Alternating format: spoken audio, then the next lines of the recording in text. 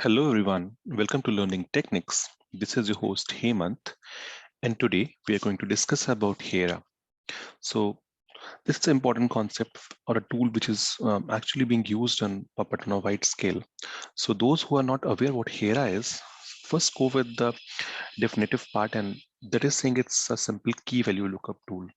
So it actually provides you a hierarchy but that can help you in putting your data according as your requirements. So your data can be put at multiple places, but depending on the hierarchy chosen, it would be deployed on the code. It also provides you help how to segregate your code. Basically, you don't need to put the data in the code in the single code and make it a bit unreadable for others, or even a complicated thing, or maybe you want to hide the sensitive information. So we don't want to put it inside the code itself. So for that, Hera would be your mate. Still, if this thing is not making much sense to you, I would suggest give a read to this document and we try to explaining the Hera in a much better explanation thing. Here we are actually trying to understand a situation where someone asks you to add some packages, or you can play with any other resources depending on your requirements. The requirement can be pretty vague. Maybe they want one package, multiple packages, or no package at all. So if you go by the code by code approach, you need to use a lot of regex, maybe the host based stanzas or the case values that can eventually make your code complicated. But here, actually you get rid of all that thing. It provides you a simple, cleaner code, and you just have to put the values. I understand that Hera is a bit complicated to understand. So let's take this with an example. If this is again a problematic thing, consider Hera's. Go with this example. Understand this is a simple building. Now the thing is, you can have security guards deployed at several levels. So the thing is, here I go in the same way. You have different level of hierarchy. So the lowest one, or you can say anything which is put at the lowest level in the hierarchy, it usually applies to all. So in a practical scenario, if a guard let you enter to the floor in the building, you can actually go to any of the floors. But the thing is, depending on your access or your restrictions, you may be able to go to the certain levels. Maybe you don't have access to go beyond the first level. So you need access from a second level guard, and that can only help you to go there. Eventually, same goes with the data thing with the Hera. A common thing can be applied to all, but in case it find any specific value in the higher level of hierarchy, definitely that will override this thing. Now, understand in a second way. The people basically who live at the top usually controls the thing. They make decisions in a real life as well. And they obviously the people in the penthouses are the richest one and they control everything. Similar goes for the Hera. Any file which is in the top of the hierarchy placed, or any value which is placed in the top of the hierarchy, it's actually going to override anything you put below the hierarchy. So the thing is, the more higher you are making the values hierarchy or the key hierarchy, the more it has an overriding tendency. So you have to be very reasonable where you are placing your key. Otherwise, you may see some disruptive or non-required results. If that is also not making sense, we can try looking into the code into action. So I have written a basic here.yaml and let me show you my screen as well, my putty session, so that you can understand what we are trying to say. So that is my system. That is my simple Puppet master. And let's go to the Puppet directory.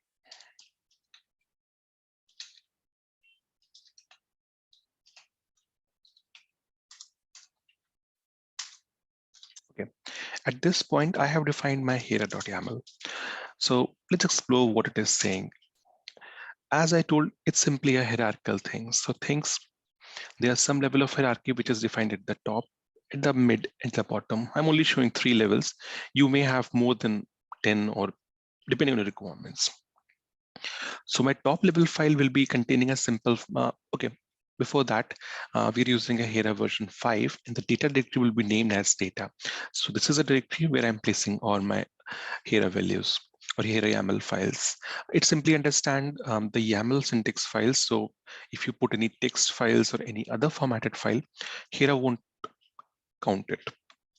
So at the top, I am placing a file named dot.yaml. So any key defined inside that is actually going to override. You do anything, it will not make changes to any of the below ones. On the second law of hierarchy, I'm using some interpolations. Inside the data directory, I'm using a nodes directory, and it is using some interpolated values that is going to look for the host complete cert name. So this is the cert name with which your Puppet Master have signed the certificates of the host. So the name can be with those YAMLs as well. And in the below one, I'm putting a simple common.yaml so that anything placed over here can be applied if there is no other similar key at the top. Proceed further. Let's see our tree, exactly how our Hiera tree looks like. So let me show you the structure, what I have placed. It's in the alphabetical order, so don't confuse that something is coming at the top or something is coming at the bottom. It contains one file, top.yaml. Then for the second level of hierarchy, it contains a directory nodes, and it contains certificate names, complete certificates name. Don't confuse it with FQDNs. Your environment may or may not have certificates signed with FQDN name. They can be signed with only with the host name. So it can be different. It's actually taking the cert names. And the third file is common.yaml file. Okay, one more thing, in case you're not aware how to see the Puppet certificates, there's a command called Puppet server cert Puppet server CA, probably CA list hyphen all. Let's see, I'm not making any typos. Okay, so with this command, you can actually see with what certificate names are going at the Puppet master and what you have signed. So this is the thing. Now let's proceed in action. Let me go back to my browser window and we can see what else is there. So this is the Hiera.yaml. I have also placed the same code. So you can copy paste it if required, or you can modify it as per your requirements. Now, moving further, so that you don't have to watch me typing all the texts, I'm actually put it the one YAML file and I'm explaining you what that means. So let's create a directory first. Let me copy all that content. Go to my Puppet code. So if you're not aware how to write a Puppet code or how the structure is being, I would suggest go to my previous videos and make yourself comfortable with Puppet. So modules, I have written a simple module here, a test for it. Now it has a manifest directories and an init.pp. So let me create one more file over here.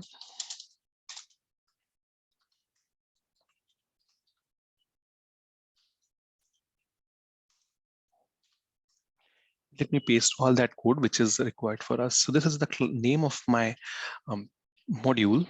This is the name of my subclass which is going to use. So you can see the subclass we are using is actually custom package.pp. So we are not putting the word pp over here. It's simply a syntax for the Ruby read-in file.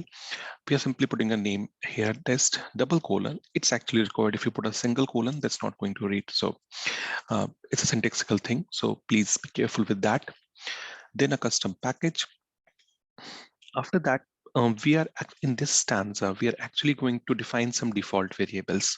So if you're not providing any values inside Hiera, you're simply calling the class. But now what that means, it's going to default you a package screen for you by default. And the state of the package would be present. Now, at this point, I'm actually calling the main resource. And this is simply saying me install a package with the package name this customized variable, and the ensure state should be with this state. I'm just variabilizing it so that we can play with other states. We don't have to hard code anything. So this is a simple PP file. You can see there are no if stanzas, other stanzas. We'll only play with the host spaces. So Let's move back to our Hiera content. Okay, one more directory, I believe. So I'm inside my Hiera directory, and let's first put this thing in the. So I have called the classes section, and let me put my module first. So in this way, I have called my module. Now I have to call the value which I want to place. So here a test, then the custom package. This is the path till my subclass. Now I don't think I have put. Okay, not a good practice, but there's no harm in checking again the exact variable which we have used. Let me just move to that module, its manifest file, and check the content.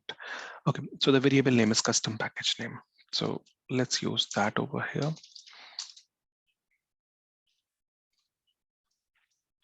So maybe I don't want to use screen every time. So if I'm not using anything, it would deploy screen.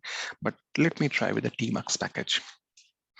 And so as of now, I called it inside my common.yaml. So all of my hosts should take this value. Let's run first. Let me see if tmux is not already installed. It's not installed. So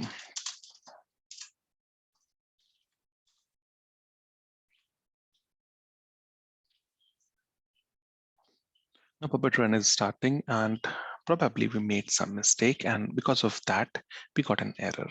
So what Puppet is saying, okay, it's general, okay, class general expected value. It's because of some different module, and that's fine. That's fine. Let me just see if we are using the general module anywhere.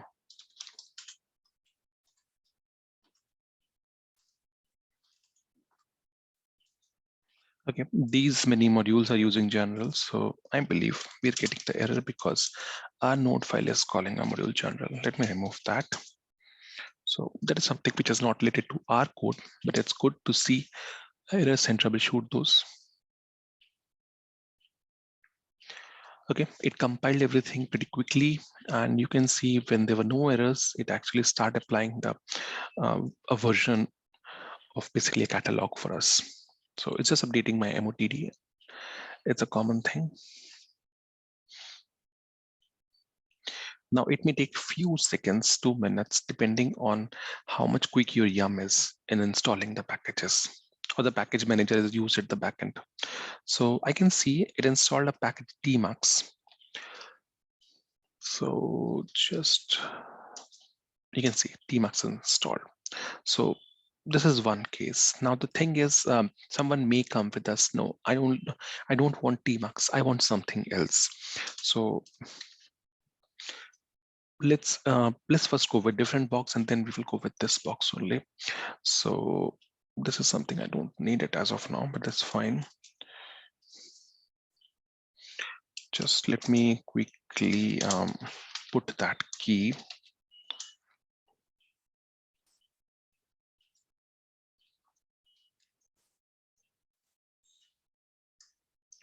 So small typo. You can see the class is first called, and then I'm using those values. Now, instead of providing a single package, I would prefer giving an array of packages, maybe HTTPD and maybe screen, some more packages. You can put a list of packages like that in an array. So first, just let me see if these packages are not already installed.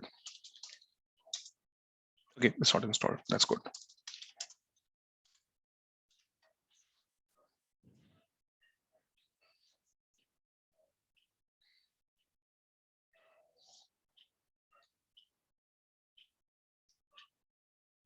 Okay, sorry. I was sitting, I updated the file for different box, and I'm actually sitting on a different box. So that happens. Let me first quickly switch to that node. Okay, I switched to this node, and now let me see. Probably the second one was screen. Okay, both are already installed. So yum hyphen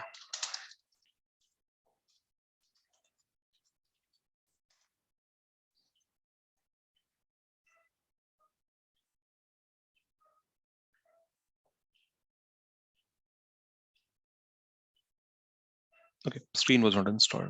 My bad. So HTTP is also removed, so we don't have to worry about these packages. Let's run the next Puppet run.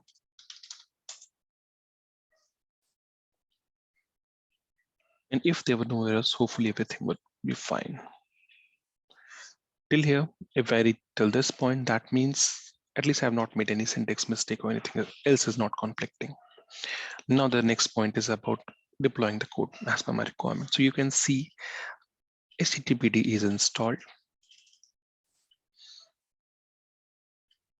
And if our code is correct, it would go with the second one as well. So definitely. So in this way, you can use multiple packages to install as per your different host file. So that's an example of variation which you can put. Now, let's update example a bit. And let's put something in the top.yaml and see how that is going to overwrite the things.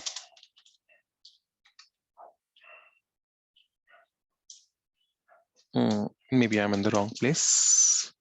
Okay, I'm in the correct place. So let's just put me some stanzas, copy paste me some stanzas, and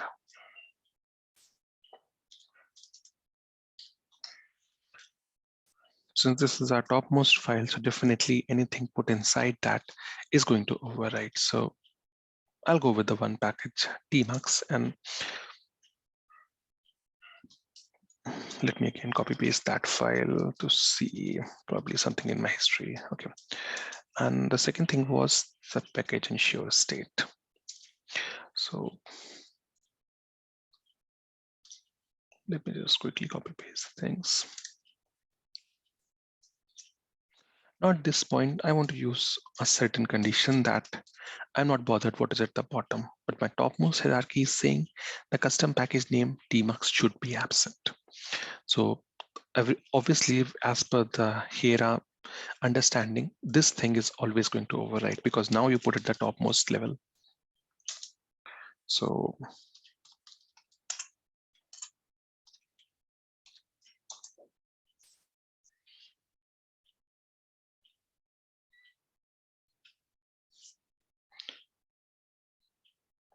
we can see the package tmux is removed.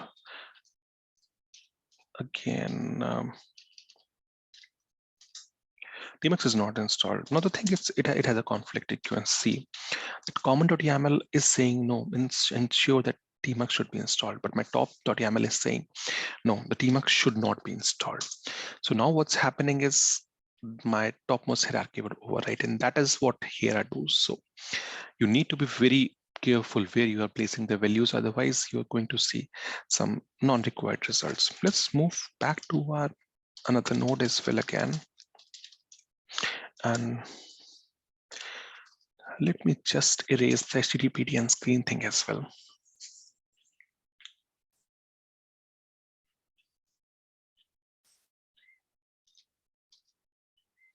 And now run the Puppet agent.